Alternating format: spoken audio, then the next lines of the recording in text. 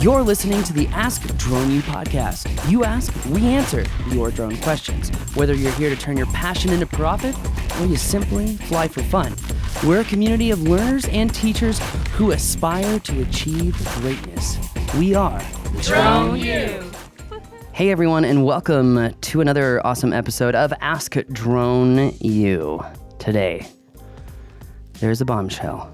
Uh-oh. Something happened. Oh boy. Wasn't good. No. Wasn't me either. Huh. Yeah. Well, who could it have been? There's only two of us here, so... that is right, ladies and gentlemen. Mr. Rob had a crash. Now, this is a great opportunity for us because failure is our greatest opportunity to learn, correct, and move forward and actually grow. And that's actually why we really appreciate failure here at Drone U. When someone crashes on that obstacle course, it's actually something that I really enjoy because it's an opportunity to correct an emotion that typically ruins people. And it can have an extended period of an effect. So Yeah, as long as nobody's hurt, we should treat it like when somebody drops a bunch of plates and glasses in a restaurant, right? Everybody claps. Everybody cheers. yeah. Nobody clapped nor cheered with my experience. Yes. So today's show, we're not going to actually have a question. We're going to talk about and break down for everyone who's, brand new to drones, or let's just say you've had drones for 3 years, but you haven't flown them for a year. You are going to forget stuff. I promise you're going to forget stuff. And just like Rob, you may end up crashing. So we're going to talk about, Rob's flight, he was crashing, and we're going to talk about, what happened and how we could potentially avoid that in the future. Why are we doing this? Well, we're doing this in an effort to try to help you avoid a crash because flying a drone is not like riding a bike. You don't just pick it back up. So, Rob. Yeah. All right. What happened? Which drone was it? Everyone wants to know. Well, I didn't want to talk about that. No, I mean, to tell you, to kind of warm Rob up for this this roasting session here. It's feeling hot in here. Rob came into the conference room a couple days ago, and he was like, "Paul, I'm worried you're going to be disappointed." And I won't forget that. I was like, disappointed. And I was like, he doesn't use that word much. What does he mean? And so he goes, the gimbal on the Mavic 2 Pro, it's gonzo. And we might need a new Mavic 2 Pro there, Paul. And I was like, oh, okay. And he goes, so, I saw some refurbished ones online. I noticed Drone Nerds had some, blah, blah, blah, blah. And I was like, ugh. And he goes, what? I said, well, you said you were worried that I would be disappointed. I am disappointed, not in that you crashed and that you wanted to buy me a secondhand drone. Like, come on, man, this ain't a car. I wouldn't call it secondhand. Maybe like 1.25 hand. Yeah, but buying a used drone. Rigorous testing. I know we've done multiple podcasts, and I knew what the answer would be, but I had to ask because it saves a few $100. But yeah. Okay. Anyways, I just felt bad. Okay, I still feel bad. Let's break this down. All Where were you? What happened? Where was I? So we're going to put the video, but I was in one of the more beautiful places in New Mexico, if not the Rocky Mountains, and you'll see that.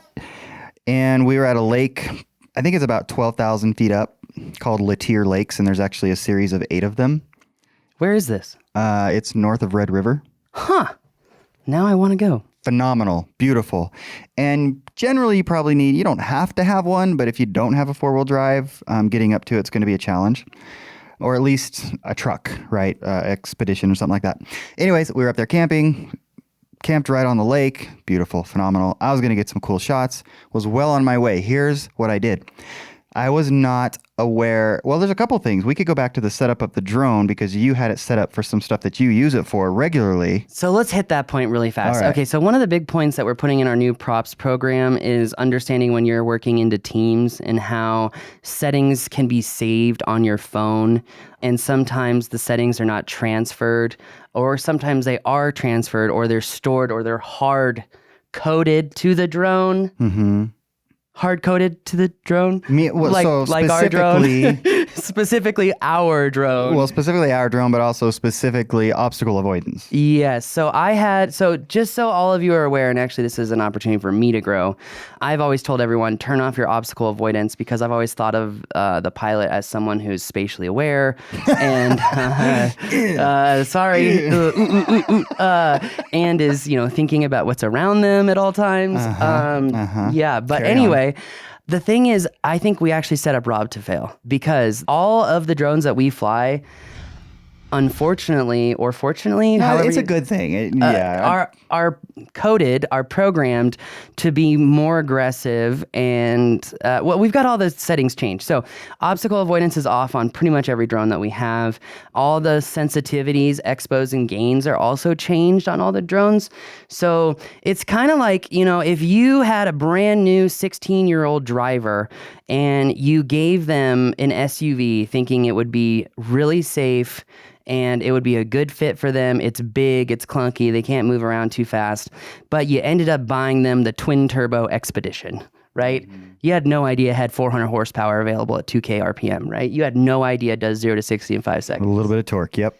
So our drones are set up like that, right? They're made for max power. The only gains that are slowed down is the yaw sensitivity gain. So, that's kind of slowed down, but that actually was helping me in this. You'll see, it's actually a pretty good video. I do say so myself. Oh, well, I'm glad we got something out of it. But my long and the short of it is we kind of set up Rob to fail. So, well, I appreciate that. But it's all about responsibility in this world, right? I take responsibility. So setting it up, you're going to see from the video that I'm on the side of a lake. What you can't see, because the video is looking off to the east, just to the west is a very steep face, and the trees come around there. But to me, where spatial awareness, where I failed it at acknowledging sort of the spatial situation that I was in, I guess I was closer than I realized. So I was so focused on getting this shot that I completely lost track of the space on the other side of the camera on the drone. And you'll see what happens in the video.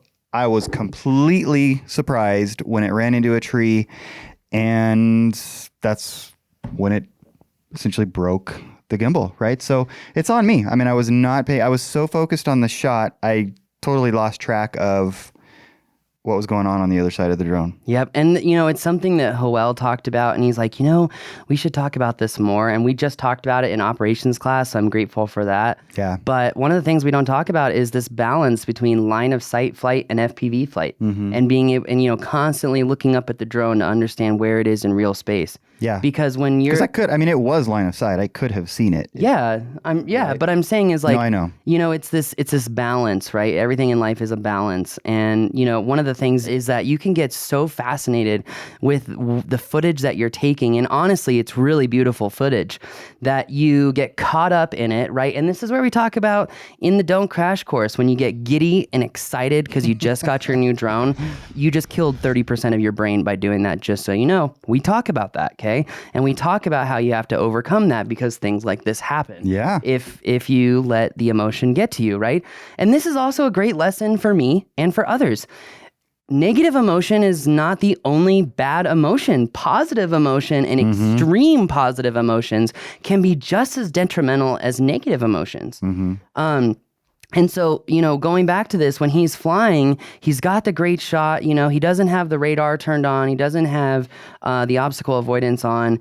And when you fly kind of far away from yourself, what happens is that, and you're looking at the feed, you're looking at the field of view, right? So you think that the drone is in a location based off of what you're looking at, yet you forget that the field of view is about 94 degrees. So when Rob is flying over the edge of the lake and it looks like that he's just now breaching, the water line and moving on to land, he's actually much further behind. He's actually 50, 60, 70 feet behind the shoreline.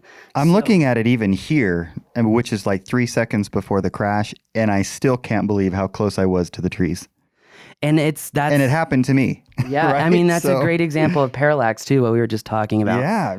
Yeah. Yes. Yes. So, Episode 1134. Last one. Yeah. Yeah. So let me ask you this, Rob. A lot of people don't know, but you've been really focused at Drone U on building this business and not flying. You've really let me be the pilot, and I appreciate that. That said, this year, I would say the willingness to fly and the motivation and inspiration has really ticked up. Like you're loving it, right? I am. I don't know why. I mean, I went camping again last weekend and I took 3 drones. That was one of my favorite milestones in the company's history, by the way. I'm really weird about my indicators. I think Rob could say that. I pay attention to everything. Yeah. And one of the things that he said was, hey, I'm going to take the Skydio, but because of what happened last time, can I take the Mavics and this? And I just started smiling because I was just like, he caught the bug. Yeah. He caught it.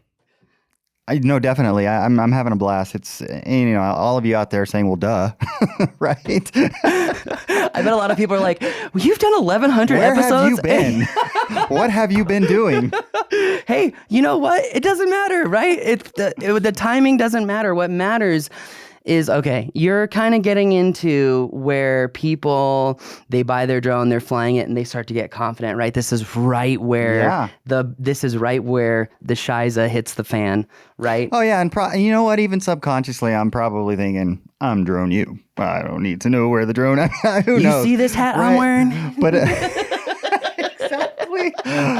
But in all seriousness, it just speaks to being very, very deliberate about your emotions and about the way you're thinking about the environment that you're flying in, right? I mean, it's really important.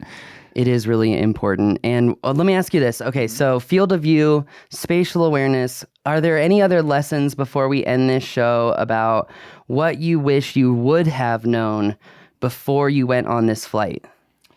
Or what you wish you would have been thinking about even? Well, yeah. So one of the things that we talked about, and this was you and I and Joel yesterday, was if I would have flown even more, here's the thing. It's going back to what you've already said, but it is one of the things that really sticks out to me, and that is the ability to hold the shot and continue to get the shot whilst taking a quick peek at the line of sight to know where the drone is, right, spatially. So it kind of speaks all together. It kind of all morphs together and the circles overlap. But I think that's the big thing because I was so focused on the shot, I didn't want to take my eyes off the screen for fear of messing up the shot. But had I flown more and had more confidence that I could hold the shot without looking at the screen, I think I could have avoided the situation. You know, it's funny that you bring that up because in our flight mastery class, when we're teaching banking turns, even virtually, I make a point to have like Joel zoomed in as far as the camera will go to show this point in the turn. But we talk about how you reach this apex of the turn and you've got to learn to hold the sticks and you've got to learn to trust yourself to keep the sticks in exactly the position that they're in to keep the motion smooth, right? It's learning to trust yourself. And I even say, and I'm holding the sticks and I look up at the drone and I'm like, see, you cannot tell the orientation right now because of the perception of where the object is in space. Yeah. That's why we hold it. We wait for that aircraft to make the final turn, and now we can see the orientation, and now we go back into active control. Yeah, it's going to sound really corny, and that's okay, but relationships take time. And to have the kind of relationship with your drone whereby you can have that kind of confidence and trust in yourself in terms of how you're manipulating that drone takes time. It does, Rob. And that's why I think it's great to get practice in. And if you're a Drone U member, this is why we have built Drone U the way we have. And it's also a great opportunity to say we have done a terrible job in explaining it. Because Drone U, the classes, right? You start off with your Don't Crash course. Then you get into your settings. Then you get into the drills and exercises course. Then you get into, flight over water. Then you get into advanced aerial videography. Then you get into aerial photography, right? There's a reason why these courses are long. There's a reason why these courses have exercises. And on that bombshell, you should probably take them to avoid crashing yourself. That's why we call it the Don't Crash course. My final words, I don't know if those were supposed to be the final words, is you know how you could make me feel better? share your crashes. I would love to see what you guys got going on. My crash is the 404 page right now. Yes, it is. So you can go watch that one if you I mean, want. I'll defend you on that one. That one wasn't your fault, but nonetheless. It's funny. I've had 4 crashes and 2 have been my fault. Well, hey, Actually, no, I had a crash last week. I've had 5 crashes. 3 of them were my fault. there you So, go. yeah. Even Paul. Yeah. Dude, you want to hear what happened? I was flying the Cinewoop in the parking lot showing Kevin, and I was in a barrel roll, and I thought I hit the switch to go into manual mode so it would complete the barrel roll instead then of you could auto fly it out of rotating there? back. No, I hit the power switch. And yeah, at like 60 feet up in the air. And there was like a bunch of moms waiting for the doctors with their kids in the car, and all of a sudden just boom. And then it caught on fire. And that was like the 3rd flight with that drone too. No, it wasn't. It wasn't? No, it Second? wasn't. No. When I was in Blue Lake, I flew it about 2.5 hours every day. Oh, okay. Yeah, I didn't know that. I didn't know that. I had to get the practice in for this race course. So Gotcha. Yeah. Oh, that's right. You were flying it through the stump, the hollow stump and stuff. That's right. I forgot about that. Yep. So Anyways, that's going to do it for us today. Thanks again for joining us, Rob. I appreciate you sharing that crash. yeah, my pleasure. Well, not really my pleasure, but I hope that it can help some folks avoid doing the same thing. Me too. Thanks again for joining us. Don't be afraid to leave us a review. Send in a question, even if it's a wonky one. Thanks again for joining us. This is Ask Drone U.